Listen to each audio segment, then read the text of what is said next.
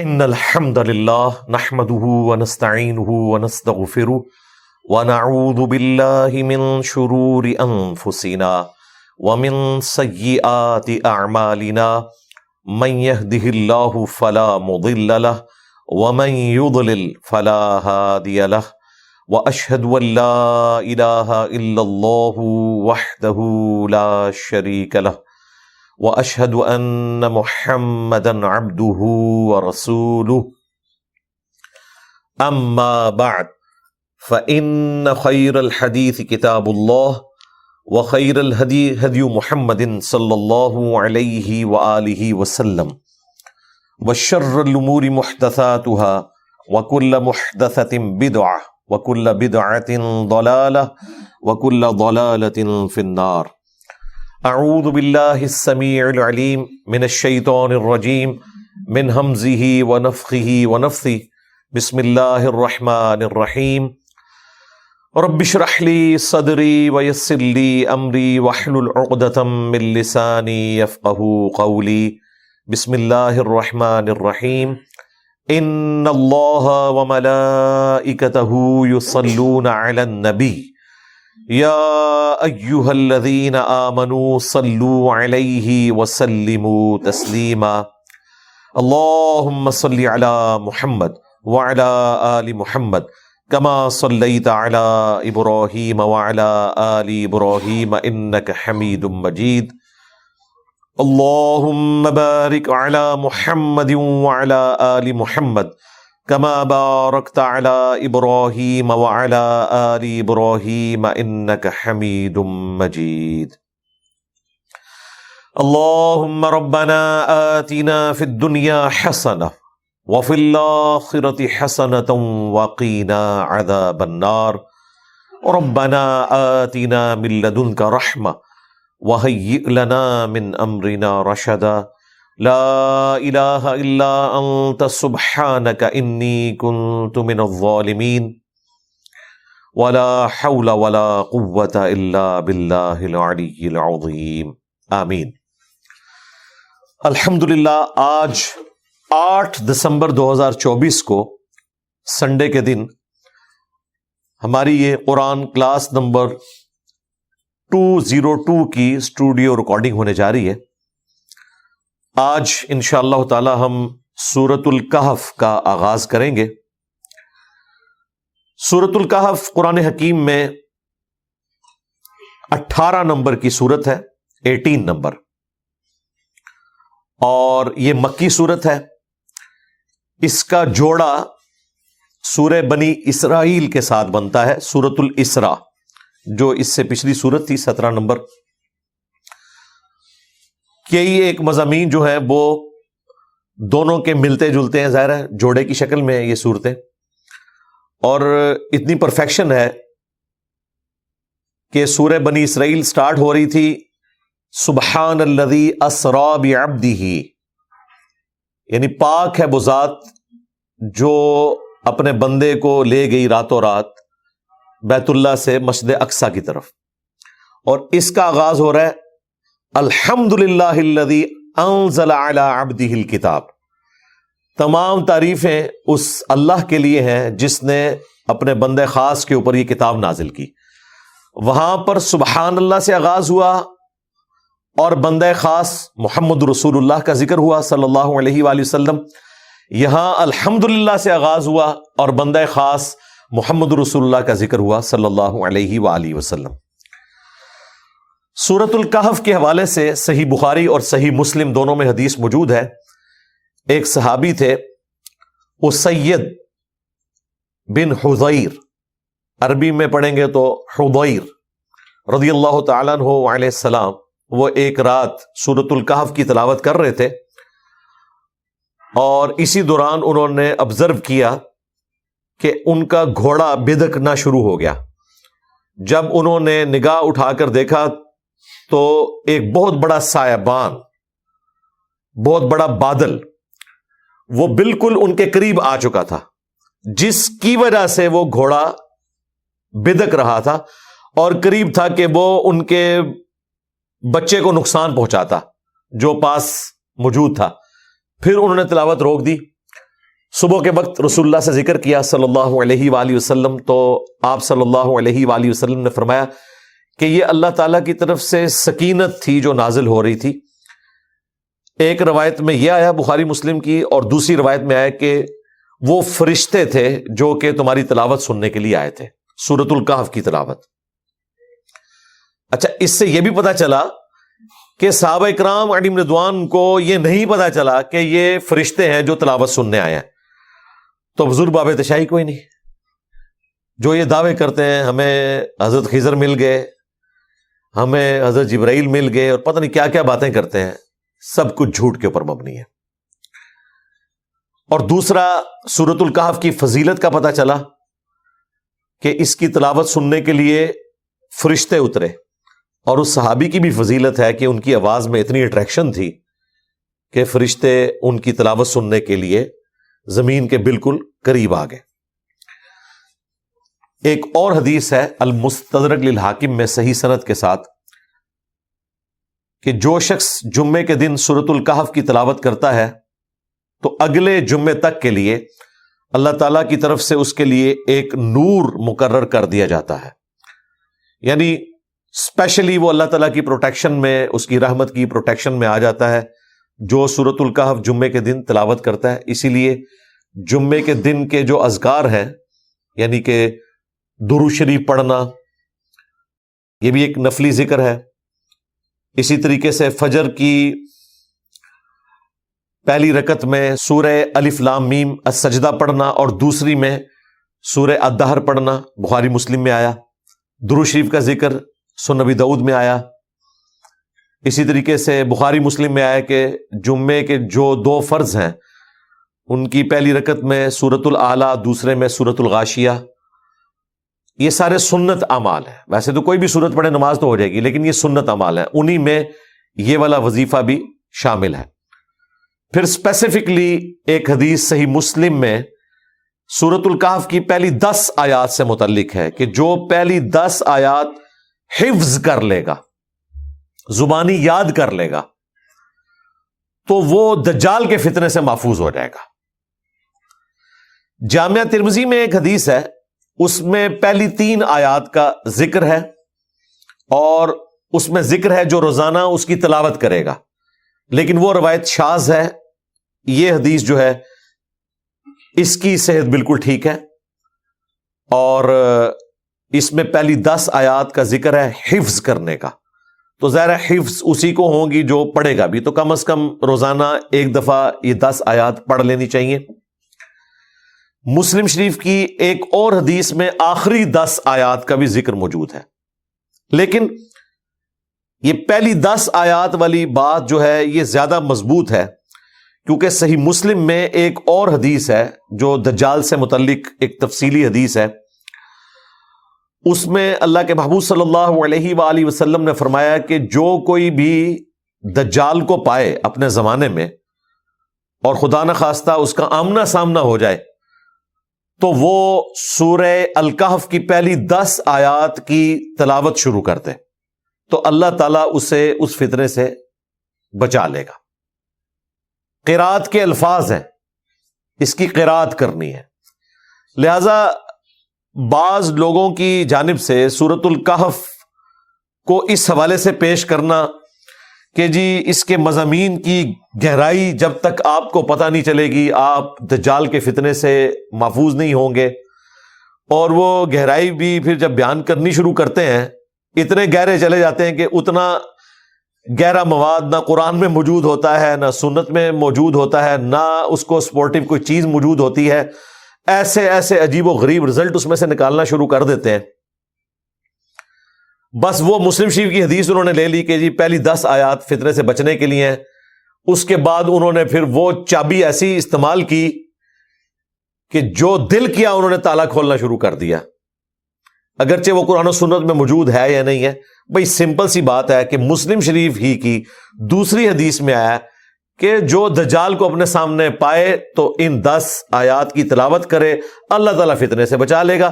یہ وظیفے کے طور پر ہے، جس طرح آخری 3 سورتوں کی تلاوت آپ کو جنات سے بچا لیتی ہے، آیت الکرسی کی تلاوت آپ کو جنات کے فتنے سے محفوظ کرتی ہے، سورۃ البقرہ کی آخری 2 آیات کی تلاوت آپ کو جنات کے فتنوں سے محفوظ کرتی ہیں. یہ ساری حدیثیں بخاری، مسلم، ابو داؤد، ترمذی میں موجود ہیں.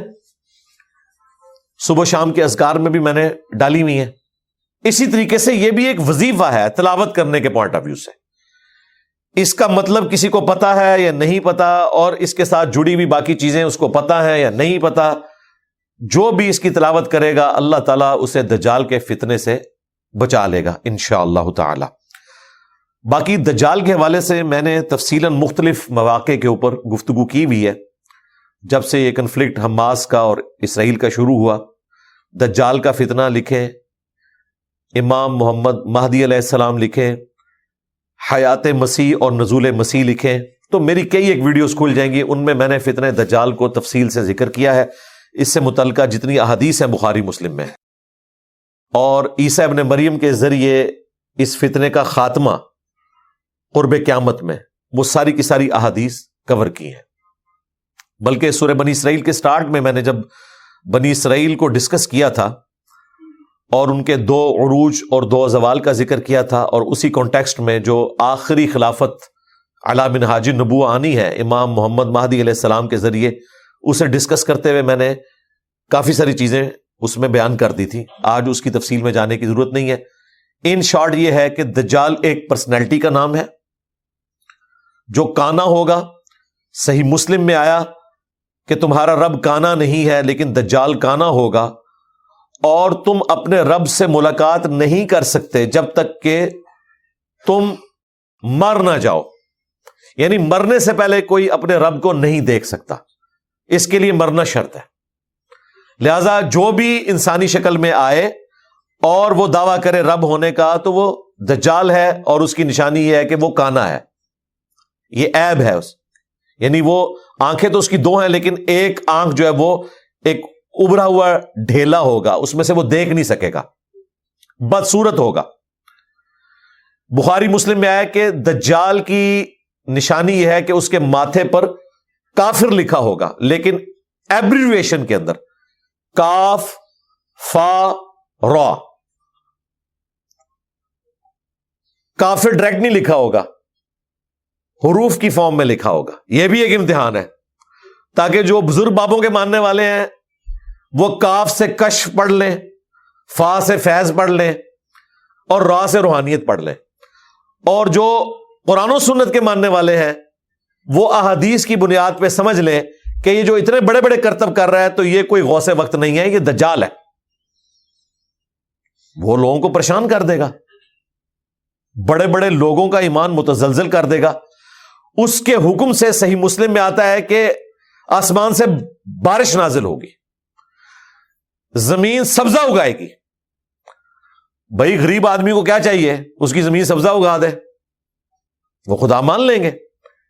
یعنی جو بابوں کی سٹوریوں سے متاثر لوگ ہیں، کرامت کو ہم بھی مانتے ہیں، معجزے کو ہم بھی مانتے ہیں، لیکن جو ثابت ہو، زبانی کلامی نہیں، وہ متاثر ہو جائیں گے.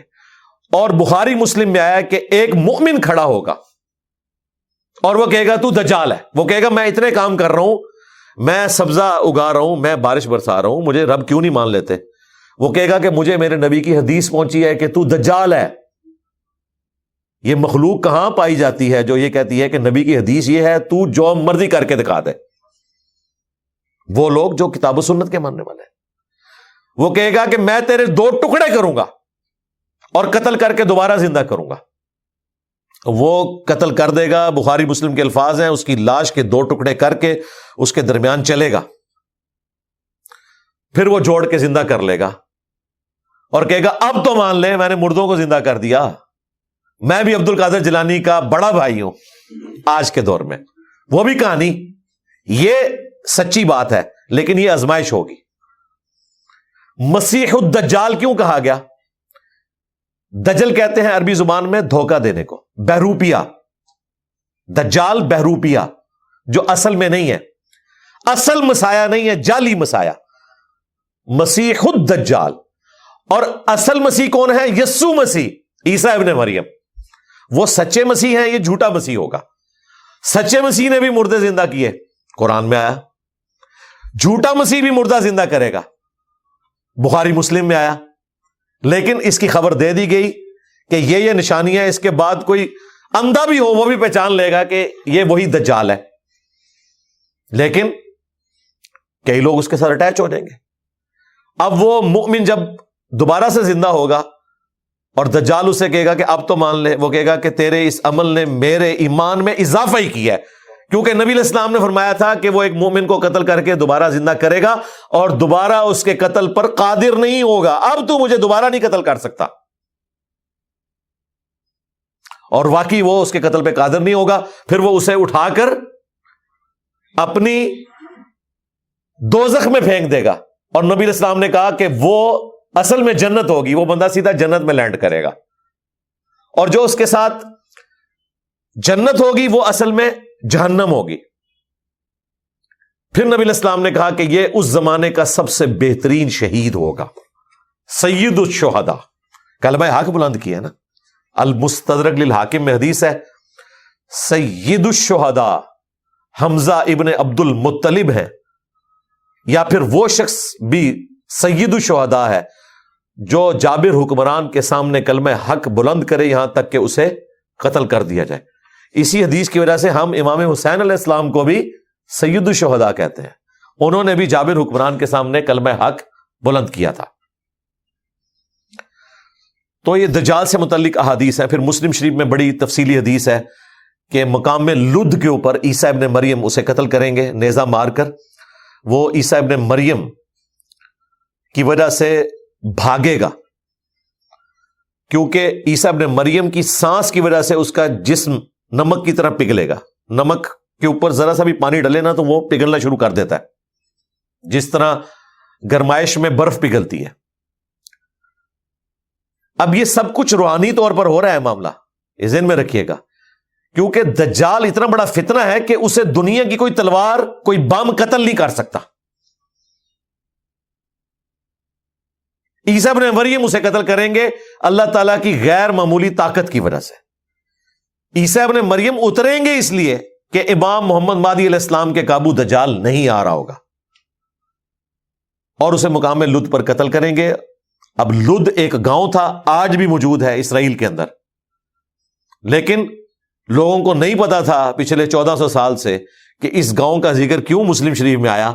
بہرحال آلموسٹ 1960 میں جب اسرائیل نے اپنا تیسرا بڑا انٹرنیشنل ایئرپورٹ لد میں بنایا، اس گاؤں میں جا کے اتنا بڑا ایئرپورٹ، پھر لوگوں کو سمجھ آ گئی کہ یہ دجال کی تیاری شروع ہے۔ شاید اسرائیل کو خود بھی نہ پتا ہو، وہ تو ایک مسیح کے انتظار میں ہے کہ جو آ کے جا چکے عیسیٰ ابن مریم، اب وہ دجال کو مسیح مان لیں گے۔ این ممکن ہے کہ وہ اپنے کسی طیارے کے اوپر وہاں سے فرار ہو رہا اور عیسیٰ ابن مریم اسے جا کے قتل کر دیں، اسی ایئرپورٹ پہ وہ پکڑا جائے۔ بچارہ تو نہیں کہنا چاہیے، وہ منحوس دجال جو ہے وہ اپنے ہوائی جہاز میں بھی سوار نہ ہو سکے اور عیسیٰ ابن مریم اسے قتل کر دیں۔ بخاری مسلم میں حدیث ہے، یہ جب آخری جنگ ہوگی تو اگر کسی پتھر کے پیچھے بھی کوئی یہودی چھپا ہوا نا تو پتھر بھی بولے گا کہ میرے پیچھے یہودی ہے، اسے قتل کر دے، سوائے ایک جھاڑی کے، بہت بڑی وہ جھاڑی ہے، آلموسٹ درخت نما ہے، غرقد۔ نبی علیہ السلام نے کہا کہ وہ یہودیوں کا درخت ہے، وہ پناہ دے گا۔ وہ اتنی بڑی جھاڑی ہے اس علاقے میں، اور ابھی تو بہت زیادہ انہوں نے کاشت کی ہے۔ ان کو تو خیر نہیں پتا کہ وہ اس وجہ سے کر رہے ہیں، بہرحال وہ اس وجہ سے کر رہے ہیں کہ وہاں پر وہی جھاڑی اگ سکتی ہے، لیکن ظاہر ہے کہ ہر چیز پھر ریلیٹ ہوتی چلی جاتی ہے۔ تو نبی علیہ السلام نے کہا کہ وہ درخت ان کو پناہ دے گا، باقی کوئی درخت، کوئی پتھر پناہ نہیں دے گا۔ پتھر میں سے بھی آواز آئے گی، اے مسلم، میرے پیچھے یہودی ہے، اسے قتل کرتے۔ اے بریلوی دیوبندی اہل حدیث شیعہ نہیں، اے مسلم۔ اور یہ میدان جنگ کی بات ہے، یہ نہیں ہے کہ عام حالت میں بھی مسلمانوں نے یہودیوں کو قتل کرنا ہے یا یہودیوں نے مسلمانوں کو قتل کرنا ہے۔ اس کے علاوہ بھی کئی احادیث ہیں، مشکات کی 3 جلد میں آپ وہ ساری ایک جگہ پڑھ سکتے ہیں۔ مسلم شریف میں بھی آلموسٹ اینڈ پہ جا کے دجال سے متعلق آلموسٹ 50 کے قریب احادیث ہیں، وہ آپ کو ایک جگہ قرب قیامت کی علامتوں میں مل جائیں گی۔ تو اس سے متعلق آپ کو ساری چیزیں پتہ چل جائیں گی. ان شارٹ یہ ہے, اس کے لیے کوئی مشکل ویڈیوز, مشکل لیکچرز سننے کی ضرورت نہیں ہے. بس سورۃ الکہف کی پہلی 10 آیات یاد کریں, روزانہ تلاوت کریں, ان کا ترجمہ بھی پڑھیں, وہ سمجھیں, وہ ایک بہترین چیز ہے. لیکن اس فتنے سے بچنے کے لیے آپ نے یہ 10 آیات تلاوت کرنی ہے. ویسے تو فتنے کے اگینسٹ اللہ کی پناہ مانگنی چاہیے کہ فتنہ سامنے آئے ہی نہ, لیکن خدا نہ خواستہ اگر ایسا معاملہ ہو تو سورۃ الکہف کی پہلی 10 آیات ہر مسلمان کو یاد ہونی چاہیے. کوئی مشکل کام نہیں, روزانہ آپ یہ 10 آیات کی تلاوت شروع کر دیں, ایک ہفتے کے اندر آپ کو یاد ہو جائے گی, کوئی مشکل کام نہیں ہے. اور پھر روزانہ ایک دفعہ پڑھتے رہیں تاکہ آپ کو یاد رہے, ایک وظیفے کے طور پر بھی. اور پھر قرآن کے ہر حرف کے اوپر ایک نیکی بھی ہے. جامعہ ترمذی میں حدیث ہے کہ میں نہیں کہتا کہ الف لام میم یہ ایک حرف ہے, بلکہ یہ 3 حرف ہیں.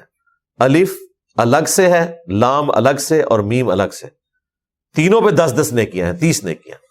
اور الف لام میم یہ تو وہ حروف ہیں جن کا معنی بھی نہیں بتایا گیا, تب بھی اس کے اوپر نیکی ہے. تو اس کو تلاوت کرنا یہ ایک الگ سے ثواب کا کام ہے.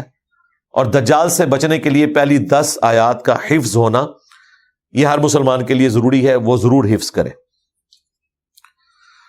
سورۃ الکہف کا جو مرکزی ٹاپک ہے وہ دنیا پرستی کی مذمت ہے, اسی لیے اسے دجال کے ساتھ لوگ ریلیٹ کرتے ہیں.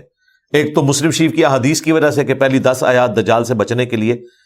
دوسری ریزن یہ ہے کہ سورۃ الکہف کا مرکزی ٹاپک یہ ہے کہ دنیا کی زندگی عارضی ہے, دنیا کی زندگی کی جو آرائش ہے یہ آپ کو دھوکے میں مبتلا کرے گی, لیکن اس کی وجہ سے آپ نے دھوکے میں نہیں آنا, آخرت اورینٹڈ رہنا ہے. یہ ایک دجل ہے, ایک فریب ہے, اسی لیے دجال کے ساتھ ریلیٹڈ ہے. سورۃ الکہف کا مرکزی ٹاپک دنیا کے فتنے کی مذمت ہے, لیکن افسوس بہت کم مسلمان ہیں جو سورۃ الکہف کے اس ٹاپک کو جانتے ہیں. دجال کی بات تو کرتے ہیں لیکن یہ دجالی فتنے کی بات ہو رہی ہے.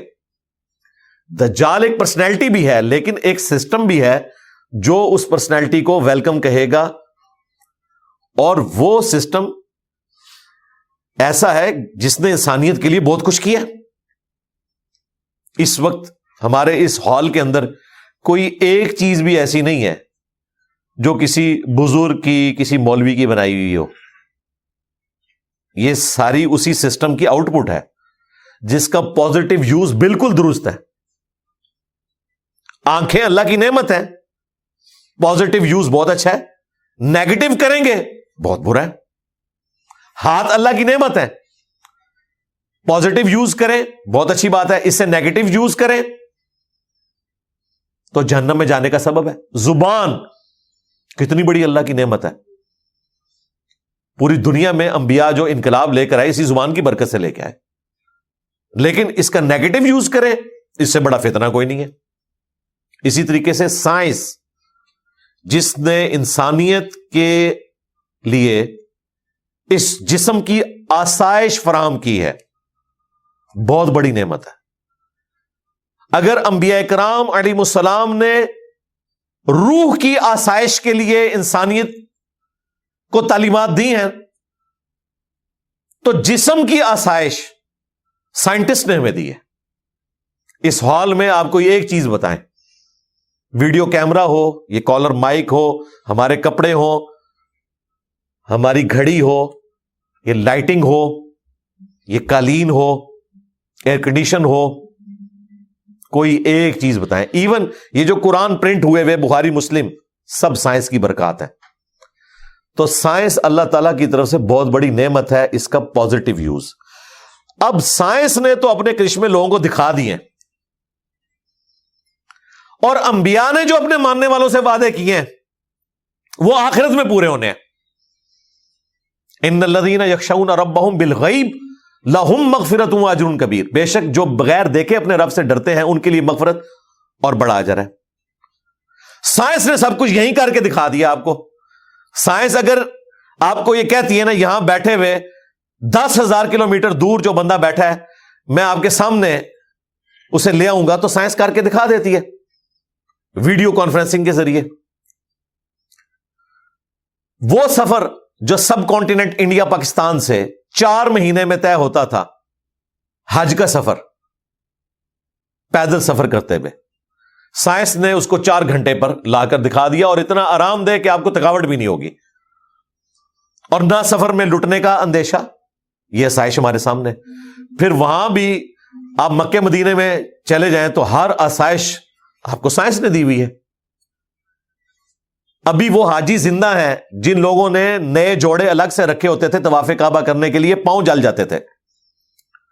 سائنس کی برکت سے آپ نے اٹلی کا وہ ماربل نکال لیا وائٹ کلر کا، وہاں پہ ڈالا. سخت گرمیوں میں بھی وہ ماربل ٹھنڈا ہوتا ہے، آپ کو جوتی پہننے کی ضرورت ہی نہیں طواف کعبہ کرنے کے لیے. غلاف کعبہ سائنس کی برکت سے بن رہا ہے. وہاں پہ جتنی صفائی ہو رہی ہے، پانی کا نظام، ایون زمزم جو نکالا جا رہا ہے اس بڑے پیمانے کے اوپر، وہ موٹریں، وہ سارے کا سارا نظام سائنس نے دیا. پھر انٹرنیٹ کا کرشمہ، پرنٹنگ پریس کا کرشمہ، یہ اتنی چیزیں ہیں کہ اگر آپ شمار کرنا شروع کریں تو کسی حد تک یہ چیز جسٹیفائی لگتی ہے کہ سائنس نے لوگوں کا جو یہ دماغ خراب کر دیا کہ اس دنیا کی زندگی کو انہوں نے سب کچھ سمجھ لیا، وہ جسٹیفائی ہے کافی حد تک. اگر آخرت اورینٹڈ کوئی نہ ہوا تو یہ ساری چیزیں اس کو گمراہ کر لینے کے لیے کافی ہیں. یہی دجالی سسٹم ہے کہ مادے کی آنکھ کھلی ہوئی ہے اور روحانیت کی آنکھ بند ہے. دجال کی بھی ایک آنکھ ہے. سمبولک بھی ہے یہ بات، فزیکلی ایک پرسنالٹی بھی ہے اور ایک سسٹم بھی ہے. ہم سائنس کے مخالف نہیں ہیں. ہم نہیں کہتے کہ جی وہ دجال کی بائیں آنکھ جو ہے وہ یوں ہے تو دائیں والی یوں ہو جائے گی، دائیں ہے تو بائیں یوں ہو جائے. ہم کہتے ہیں دونوں آنکھیں چاہیے. ہمیں ریویلڈ نالج بھی چاہیے، وحی کا علم بھی، اور ایکوائرڈ نالج بھی، سائنس کا علم بھی. ان دونوں کو ملا کر انسانیت کی بہتری ہوگی. روح کی غذا انبیاء پرووائڈ کرتے ہیں، اور جسم کی غذا، آسائش ہمیں سائنس پرووائڈ کر رہی ہے. اگر وہ جرمن سائنٹسٹ امونیا نہ ایکسٹریکٹ کرتا اور ہمیں کھاد نہ ملتی تو آج دنیا بھوک سے ہی مر جاتی. 8 سے 100 سال پہلے دنیا کی آبادی آلموسٹ 1 ارب تھی، آج 8 ارب ہو چکی ہے. اگر زمین وہی کچھ پیدا کر رہی ہوتی تو یہ 7 ارب لوگ تو بھوکے مر جاتے. آج مشینیں نہ ہوتی تو انسان ننگے پاؤں پھرتے. کتنے موچی آپ لے کر آتے جو آپ کی جوتیاں بناتے. تو یہ سائنس نے سب کچھ کر کے دکھایا آپ کو. اس لیے پھر لوگ اسی کے اندر گم ہو جاتے ہیں اور اسی کو سب کچھ سمجھ لیتے ہیں. یہ دنیا کا فتنہ ہے جس میں آپ مبتلا ہو رہے ہیں. دنیا ہماری ضرورت ہے لیکن اپنے اوپر سوار نہیں کرنی. اس کو آپ مثال سے سمجھیں، کشتی نے پانی پہ ہی چلنا ہے، پانی اس کی ضرورت ہے لیکن پانی کشتی کے اندر نہیں آنا چاہیے. سائنس ہماری ضرورت ہے، دنیا کی آسائشیں ہماری ضرورت ہیں، لیکن اس کو ہم اپنے اوپر اتنا سوار نہ کریں کہ ہماری کشتی ڈوب جائے اور آخرت بھی برباد ہو جائے. تو اس کو بیلنس کر کے چلیں.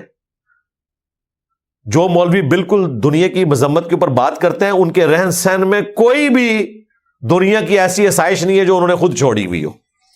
تو وہ تقریر کرتے ہوئے تو اچھے نہیں لگتے نا. میں اگر یہ باتیں کر رہا ہوں تو میں اچھا لگتا ہوں کہ میں نے سبسسٹنس لیول کے اوپر چیزیں حاصل کی ہیں دنیا سے، لیکن اپنی آسائش کو اس لیول پہ نہیں لے کے گیا کہ اپنی آخرت ہی برباد کر لوں. تو آپ کو یہ باتیں سننے کو ملیں گی، دجالی نظام، دجالی نظام، اور 24 گھنٹے اس کا نفع حاصل کر رہے ہیں. واٹس ایپ کی شکل میں، اسمارٹ فون کی شکل میں، ایئر فلائٹس کی شکل میں، ٹورز کی شکل میں، بڑی بڑی گاڑیوں کی شکل میں. کون سا فائدہ جو ان لوگوں نے حاصل نہیں کیا؟ تو یہ مکمل طور پر سائنس کی برکات کو آپ کنڈیم نہیں کریں گے. یہ اللہ تعالیٰ کی طرف سے نعمتیں ہیں جو اللہ تعالیٰ نے عطا کی ہیں انسانیت کو. کل یوم ہوا فی شان، ہر آنے والا دن اللہ تعالی کی نئی شان لوگوں کے سامنے لے کر آ رہا ہے. آج سولر انرجی نے دنیا کی کایا کلپ کر دی ہے. دنیا پریشان تھی کہ 2050 تک پیٹرول ختم ہو جائے گا زمین سے, پھر ہم کیا کریں گے. آج کہہ رہے ہیں نہیں جی 2050 نہیں 2030 میں ہی ختم کر دیں, سولر انرجی زیادہ بہتر ہے. پیٹرول کے یوز سے تو ہوا جو ہے وہ خراب ہو رہی ہے, آب و ہوا ساری برباد ہو گئی ہے, اسموگ آ گئی ہے, سب کچھ. اب اللہ تعالیٰ نے آپ کو وہ انرجی دی ہے جو ختم ہی نہیں ہونی, سورج کی انرجی, رینیویبل انرجی سے کہا جاتا ہے, یہ ختم نہیں ہونے والی. دوسری ہے نان رینیویبل انرجی, جو دوبارہ آپ پروڈیوس نہیں کر سکتے, جیسا کہ تیل ہے, ختم ہو جائے گا. سولر انرجی ختم نہیں ہوگی, ونڈ انرجی ختم نہیں ہوگی, اور جب یہ ختم ہوگی نا اس وقت انسانیت ہی ختم ہو جائے گی, کیونکہ سورج ختم ہو گیا تو دنیا ختم. غوث وقت نے دنیا نہیں سنبھالی ہوئی ہے, سورج نے سنبھالی ہوئی ہے, اور سورج کو پتا بھی نہیں کہ اس نے دنیا سنبھالی ہوئی ہے, خدا نے سنبھالی ہوئی ہے. یہ اللہ تعالیٰ نے اسباب بنائے ہیں. سورج کی وجہ سے مخلوقات اس پلانٹ ارتھ پہ زندہ ہیں. پودے اپنی خوراک تیار کرتے ہیں, پودوں کو ہم کھاتے ہیں, جانور کھاتے ہیں, جانوروں کو ہم کھاتے ہیں. یہ پورے کا پورا سارا نظام سورج کی وجہ سے, ہواؤں کا چلنا, موسموں کا بدلنا, بادلوں کی شکل میں بارش کا ٹرانسفر ہونا, گلیشیئرز کی فارم میں برف کا وہاں پر برسنا, اور پھر وہ سورج کی طبیعت سے پگھلنا, اوپر دریاؤں کا چلنا, زمین کے نیچے دریاؤں کا چلنا. اللہ اکبر کبیرہ والحمد للہ کثیرہ وسبحان اللہ بکرۃ واصیلا. تو اس چیز نے لوگوں کو پھر فتنے میں مبتلا کر دیا کہ جی سائنس نے تو سب کچھ کر کے دکھا دیا ہے, انبیاء تو صرف وعدے کر کے گئے ہیں. لیکن جو اس سائنس کے ذریعے خدا اورینٹڈ ہو جاتے ہیں, انہیں پتا چل جاتا ہے کہ یہ کائنات جس نے بنائی ہے تو بنا کے چھوڑ نہیں دی. اس میں جو ہارمنی ہے وہ کلیئر کٹ اشارہ کرتی ہے, ایک مقصد کے تحت بنی ہے, اور وہ مقصد کیا ہے اسے انبیاء بتاتے ہیں. وہ اگر کلیم کرتے ہیں کہ یہ دنیا کی زندگی عارضی ہے, اس سے نفع اٹھاؤ, یہ حدود اللہ ہیں, انہیں نہیں توڑنا, آخرت کی تیاری کرنی ہے. اس لیے سورۃ الکہف کے حوالے سے جو دجال کا فتنہ جڑا ہوا ہے وہ اس فارم میں ہے, نہ کہ یہ ہے کہ وہ 5 ریڈ ہائفر اسرائیل نے منگوا لی اور ادھر دنیا پریشان ہوگی کہ جی وہ دجال نکلنے والا ہے. کیوں جی اسرائیل نے 5 وہ سر گائے منگوا لی ہیں. یعنی قرآن و حدیث کوئی نہیں پڑھتا, اسرائیل گائے منگوا لے, ان کو ٹینشن پڑ جاتی ہے دجال کہیں نکل ہی نہ آئے. قرآن و سنت کے اوپر کوئی عقیدہ نہیں ہے. جو کوئی باہر سے بات سنتے ہیں اس کے پیچھے چلنا شروع کر دیتے ہیں. تو یہ مرکزی ٹاپک ہے. باقی 3 انٹرسٹنگ واقعات ہیں سورۃ الکہف کے اندر, ان کی وجہ سے سورۃ الکہف عوام الناس میں مشہور ہو گئی ہے. اصل جو اس کا مرکزی ٹاپک ہے وہ ہے دنیا کے فتنے کی مذمت اور اس کا علاج, جو دجالی فتنہ ہے. وہ 3 واقعات کون سے؟ وہ نبی صلی اللہ علیہ وآلہ وسلم سے یہودیوں نے سوال پوچھے تھے 3. نمبر 1, اصحاب الکہف کون ہے اور ان کا کیا واقعہ ہے, وہ بیان ہوا. اسی کی نسبت سے اس سورت کا نام سورۃ الکہف ہے. الکہف کہتے ہیں غار کو, کیو کو. غار والوں کا وہ قصہ ہے جو یہاں تفصیل سے بیان ہوا. وہ انشاءاللہ تعالی ہم نیکسٹ کلاس کے آغاز میں مکمل بیان کریں گے اور اس سے متعلقہ آیات کو کور کریں گے. دوسرا حضرت موسیٰ علیہ السلام اور خضر علیہ السلام کا واقعہ ہے. یہ لفظ ہے خضر, ویسے اردو میں ہم خضر بھی بول دیتے ہیں. خضر علیہ السلام کا واقعہ, اس کو صوفیاء نے اپنے حق میں استعمال کیا. اس کے اوپر میری الگ سے ویڈیوز ریکارڈ ہیں. انشاءاللہ اس قرآن کلاس کے اندر بھی جب وہ واقعہ آئے گا میں تفصیل سے گفتگو کروں گا. اور تیسرا واقعہ ہے ذوالقرنین بادشاہ کا, اور ان کا یاجوج اور ماجوج 2 فساد پھیلانے والے قبیلوں کو ایک دیوار کے پیچھے قید کرنے کا. یہ 3 واقعات ہیں. یہ زیادہ مشہور ہیں, لیکن اصل چیز جو تھی وہ دجالی فتنہ جس میں مبتلا ہو کر آپ آخرت سے روگردانی کر لیں گے، وہ اس کا مرکزی ٹاپک ہے. وہ آپ کو سٹارٹ میں ہی اندازہ ہو جائے گا، بیچ میں مثالیں بھی آئیں گی اور کنکلوژن بھی اسی کے اوپر جا کر ہوگی انشاءاللہ تعالی. پھر اس سورت کی ایک خصوصیت ہے کہ جو ہماری ٹریڈیشن ہے اسلام کی، اس کے اندر جو الفاظ سلوگنز ہم بولتے ہیں نا، وہ اس سورت کے اندر سارے آ گئے ہیں. مثلا الحمدللہ، ہم اللہ کا شکر ادا کرتے ہیں. جب بھی کسی نعمت کا ذکر کرتے ہیں ہم کہتے ہیں الحمدللہ. تو اس سورت کا آغاز الحمدللہ سے ہو رہا ہے. پھر مستقبل میں کوئی کام کرنا ہوتا ہے تو ہم کہتے ہیں انشاءاللہ. تو یہ ورڈ بھی اس سورت میں آئے گا انشاءاللہ. پھر کسی نعمت کو دیکھ کر خوش ہوتے ہیں اور خدشہ ہوتا ہے کہ نظر نہ لگ جائے تو ہم کہتے ہیں ماشاءاللہ، جو اللہ نے چاہا. وہ بھی صورت میں آ جائے گا. پھر شیطان کے فتنے سے بچنے کے لیے لا حول ولا قوت الا باللہ، نہیں ہے طاقت نیکیاں کرنے کی اور نہ ہمت ہے گناہوں سے بچنے کی مگر اس کی توفیق سے. تو وہ بھی مختصر شکل میں اس میں آئے گا لا قوت الا باللہ. اس کے علاوہ قرآن حکیم کا سینٹر بھی اسی صورت میں آگے ہو جاتا ہے. وَلْيَتَلَطَّفْ، یہ قرآن کا وہ ورڈ ہے جو حروف کے اعتبار سے سینٹر ہے قرآن کا، بالکل ایگزیکٹ سینٹر میں ہے یہ ورڈ. حروف کے اعتبار سے آدھا قرآن اس کے شروع میں ہے اور آدھا اس کے بعد ہے، اور سینٹر جو ورڈ ہے وَلْيَتَلَطَّفْ، اور یہ بھی بالکل سینٹر میں ہو جاتا ہے. یہ لفظ جو ہے اس کا بھی اپنا سینٹر ہے. یہ قرآن حکیم کا سینٹر ہے، اسی لیے آپ کو یہ ورڈ قرآن حکیم کے اندر تھوڑا بڑی شکل میں لکھا ہوا نظر آئے گا کہ یہ سینٹر ہے قرآن حکیم کا. پھر اس میں قصہ آدم اور ابلیس کے اندر جو ایک یونیورسل ٹروتھ تھا وہ صرف قرآن میں یہیں پر آیا ہے. باقی اس کے علاوہ بھی 6 جگہ پہ قصہ آدم اور ابلیس آیا ہے، سورۃ البقرہ میں، سورۃ الاعراف میں، سورۃ الحجر میں، سورہ صاد کے اندر، سورہ بنی اسرائیل کے اندر. لیکن یہاں پر اللہ تعالیٰ نے وہ ٹروتھ ریویل کیا کہ شیطان فرشتہ نہیں تھا بلکہ جن تھا.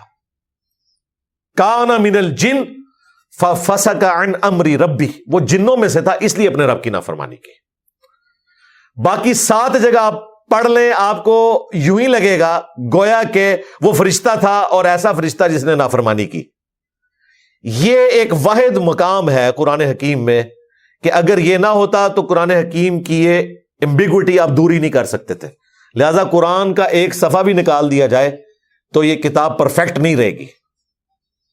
اس میں بھی کوئی ایسی بات موجود ہوگی جو ہماری ہدایت کے لیے ضروری ہے. پھر اس کے اینڈ پہ جا کے وہ شعراء آفاق آیت آئے گی کہ اگر زمین کے سارے سمندر سیاہی بن جائیں اور اللہ تعالیٰ کے کلمات لکھنا شروع کریں تو یہ سمندر ختم ہو جائیں گے، اس کے کلمات ختم نہیں ہوں گے. سبحان اللہ وبحمدہ عدد خلقہ ورضا نفسہ وزنۃ عرشہ ومداد کلماتہ. بلکہ سورہ لقمان میں تو آیا کہ زمین کے سارے درخت اگر ان کی کلمیں بنا لی جائیں اور یہ سارے سمندر سیاہی بن جائیں اور 7 سمندر اور بھی اس میں شامل کر لیں تب بھی تیرے رب کے کلمات ختم ہونے والے نہیں. اور پھر اس کی آخری جو 2 آیات ہیں وہ 2 قل ہیں. جو میں نے کہا تھا سورہ بنی اسرائیل کی آخری 2 آیات بھی قل کے ساتھ ہیں، اس کی بھی قل کے ساتھ ہے. اور جو آخری آیت ہے 110 نمبر، وہ مشہور زمانہ آیت ہے قل انما انا بشر مثلکم. اے نبی تم فرما دو کہ انسان ہونے میں ایز اے اسپیشی میں بھی تمہاری طرح کا ایک انسان ہوں. مرتبے کی بات نہیں ہو رہی، اسپیشی کی. مرتبے میں تو کوئی فرشتہ بھی رسول اللہ کے مرتبے کو نہیں پہنچ سکتا صلی اللہ علیہ وآلہ وسلم، لیکن آپ کی نوع جو ہے، آپ کی جنس جو ہے وہ انسان تھی. تو اس کے اوپر یہ صورت مکمل ہو جاتی ہے. میں نے آلموسٹ کوئی 40 منٹ تو آپ کے لے لیے ہیں اسی کے اوپر، جس میں سورۃ الکہف کا ایک تعارف بلو پرنٹ کی شکل میں آپ کے سامنے رکھ دیا. اب انشاءاللہ تعالی جب جب ہم اسے کور کریں گے تو ساتھ ساتھ آپ کو یہ ساری چیزیں سمجھ آنا شروع ہو جائیں گی. آج ہم انشاءاللہ تعالی شروع کی چند آیات کور کریں گے اور اصحاب الکہف کی جو دعا ہے اسی کے اوپر کنکلوڈ کریں گے. اس دعا کو بھی یاد کریں. اور میں نے اپنی کئی ویڈیوز میں بتایا کہ ہماری دعوت حق کی کامیابی کا راز جہاں پر سچائی کا بیان ہے وہاں پر اللہ تعالیٰ کے حضور بار بار یہ دعا مانگنا ہے. ربنا آتینا من لدنک رحمہ وہیئ لنا من امرنا رشدا. اے اللہ، اے ہمارے رب، ہمیں اپنے پاس سے رحمت عطا فرما اور ہمارے ہر کام میں کامیابی کا راستہ تو نکالتے ہیں، تو ہمارا مرشد بن جا. یہ اصحاب الکہف نے دعا کی تو اللہ نے ان کے ساتھ وہ کیا جو کسی نبی کے ساتھ بھی نہیں ہوا. حضرت عزیر علیہ السلام 100 سال تک سوئے رہے تھے، اصحاب الکہف 309 سال تک قمری اعتبار سے، اور ہمارے جو شمسی سولر ایئرز ہیں ان کے اعتبار سے 300 سال تک سوئے رہے. اور وہ کوئی نبی بھی نہیں تھے، صحابی بھی نہیں تھے، تابعین بھی نہیں تھے، تبع تابعین تھے حضرت عیسیٰ ابن مریم کے علیہ السلام. تو یہ دعا ہے. پہلی 10 آیات جب آپ سورۃ الکہف کی روزانہ پڑھیں گے تو یہ دعا بھی آپ کو خود بخود یاد ہو جائے گی، کیونکہ 10ویں آیت یہی ہے اس کی. تو اب ہم جلدی جلدی بقیہ کہ جو آلموسٹ کوئی 15 منٹ رہ گئے ہیں اس میں ان آیات کو کور کر لیتے ہیں. اعوذ باللہ من الشیطان الرجیم، بسم اللہ الرحمن الرحیم. الحمد للہ الذی انزل علی عبدہ الکتاب. تمام تعریفیں اس اللہ کے لیے ہیں جس نے اپنے بندے خاص کے اوپر یہ کتاب یعنی قرآن حکیم نازل فرمایا. وَلَمْ يَجْعَلْ لَهُ عِوَجًا، اور اس میں کوئی ٹیڑھ پن نہیں چھوڑا، یعنی یہ اتنی واضح دعوت کے ساتھ آئی ہے. وَبِالْحَقِّ أَنزَلْنَاهُ وَبِالْحَقِّ نَزَلَ، جو پچھلی صورت میں آیا تھا. ہم نے اسے مقصد کے ساتھ اتارا اور یہ مقصد کے ساتھ نازل ہوئی. ٹیڑھ پن کوئی نہیں ہے، اسٹریٹ فارورڈ باتیں ہیں، اس میں شیطان داخل نہیں ہو سکتا. سورہ النساء میں آیا کہ قرآن اگر اللہ کے سوا کسی اور ہستی کی طرف سے ہوتا تو تم اس میں اختلاف کثیر باتیں. اسی لیے میں کہتا ہوں کہ اگر پہلے صفحے پر آیا نا ایاک نعبد و ایاک نستعین، تو میرے بھائی اب آخری صفحے تک یہی آئے گا. آخری صفحے تک یا شیخ عبد القادر جیلانی المدد نہیں آئے گا، ورنہ تو یہ اختلاف ہو جائے گا. قیما لینذر بأسا شدیدا، یہ ایسی عدل پر قائم رہنے والی کتاب ہے کہ جو سخت عذاب سے ڈرانے والی ہے. عذاب کون سا؟ آخرت کا. ظاہر ہے نافرمانوں کے لیے آخرت کے عذاب کا ذکر اس کتاب میں موجود ہے، اور ساتھ ہی سائملٹینیس کنٹراسٹ بھی آیا گیا. قیما لینذر بأسا شدیدا من لدن، اللہ تعالیٰ کی طرف سے وہ عذاب سخت آنے والا ہے، آخرت کی جواب دہی. اللہم اجرنا من النار، آمین. وَيُبَشِّرَ الْمُؤْمِنِينَ، اور بشارت ہے اہل ایمان کے لیے. یہ ساتھ ہی آ گیا، یعنی ڈر سنانا ہے اہل ایمان کو بھی لیکن نافرمانوں کو بالخصوص کہ اپنا قبلہ درست کر لو.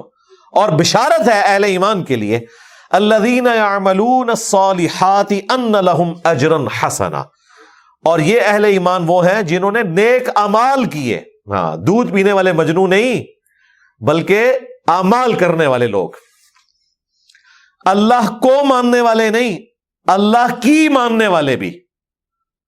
کو ماننا بھی ضروری ہے اور کی ماننا بھی ضروری ہے.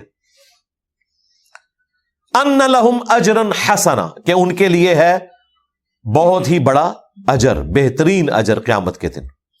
پوری قرآن کی دعوت کا خلاصہ یہ ہے. تو اب یہ فکر آخرت کی بات ہو رہی ہے نا، یہ دجالی فتنے کے اگینسٹ دنیا کے فتنے کی آگاہی کہ آپ نے دنیا کی زندگی میں ڈوب نہیں جانا، آخرت اورینٹڈ رہنا ہے. دیکھ لیں اس کی جڑ شروع کی آیات میں ہی آ گئی ہے، اب مزید آگے آئے گی بات. ماکثین فیہ ابدا، اور وہ جنت ایسی ہے جس میں وہ ہمیشہ ہمیش رہیں گے. وَيُنذِرَ الَّذِينَ قَالُوا اتَّخَذَ اللَّهُ وَلَدًا، اور یہ کتاب ڈر سناتی ہے بالخصوص ان لوگوں کو بھی کہ جنہوں نے شرک اس لیول کا کیا کہ وہ کہتے ہیں کہ اللہ نے بیٹا چنا. نعوذ باللہ. اسپیسیفکلی ظاہر ہے یہ مشرکین عرب کے بارے میں مکی صورت ہے. وہ فرشتوں کو اللہ کی بیٹیاں کہتے تھے.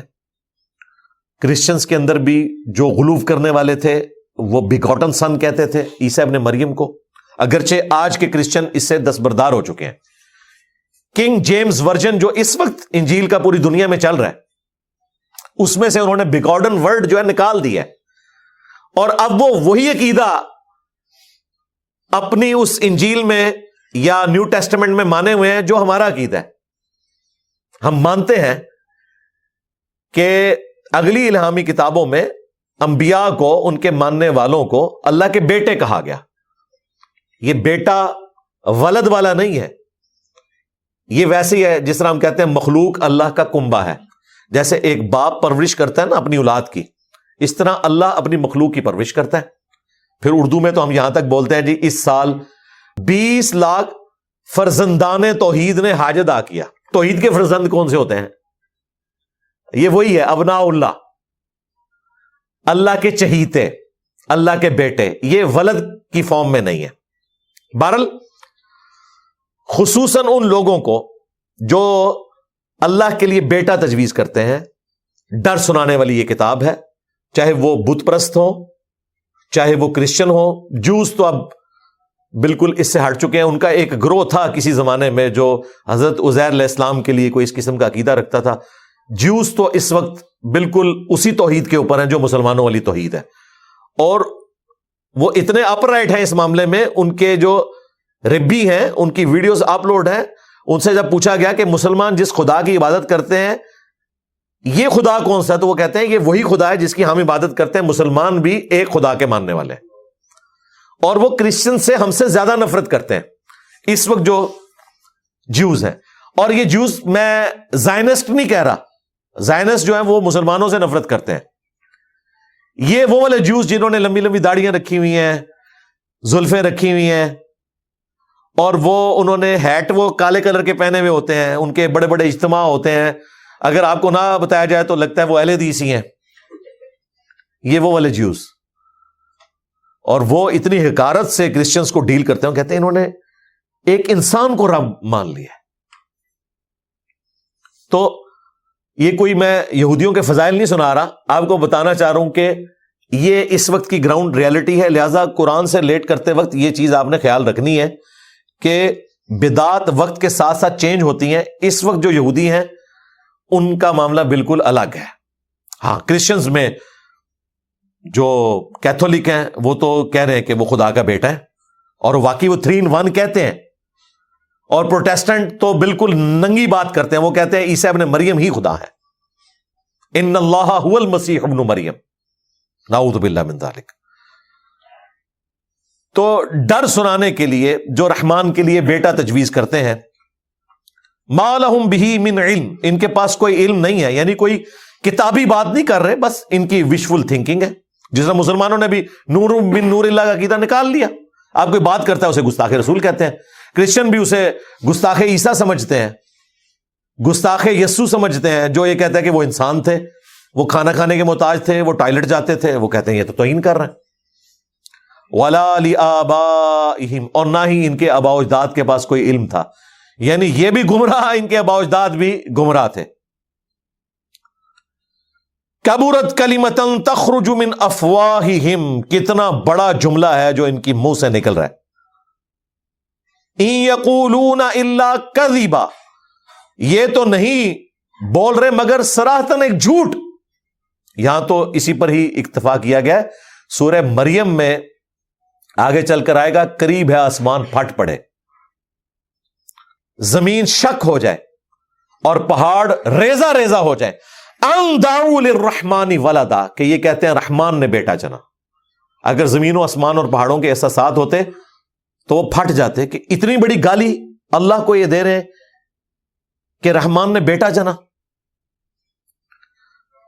اب وہ مشہور زمانہ آیت آ گئی نبی علیہ السلام کو تسلی دینے کے لیے، فَلَعَلَّكَ بَاخِعٌ نَفْسَكَ عَلَىٰ آثَارِهِمْ.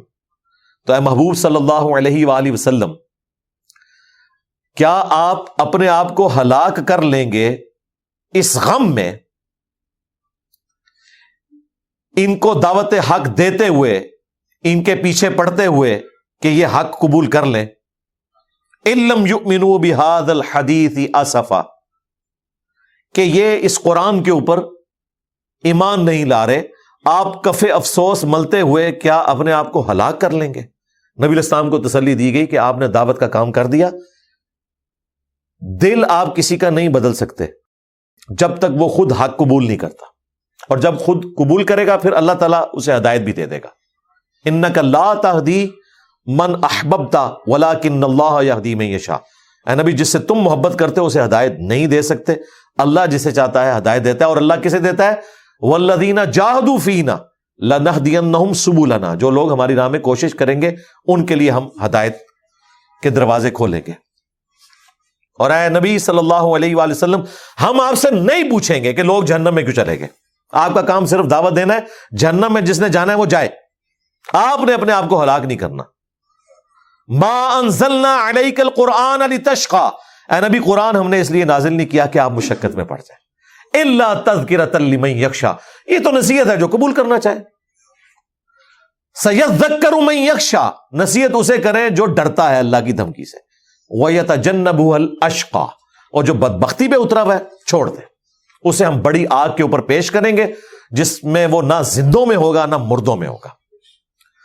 فذکر بالقرآن من یخاف وعید، آپ نے ڈر اسے سنانا ہے جو اللہ کی دھمکی سے ڈرتا ہے، قرآن کے ذریعے اسے ڈر سنائے، بس باقی وہ چھوڑ دے۔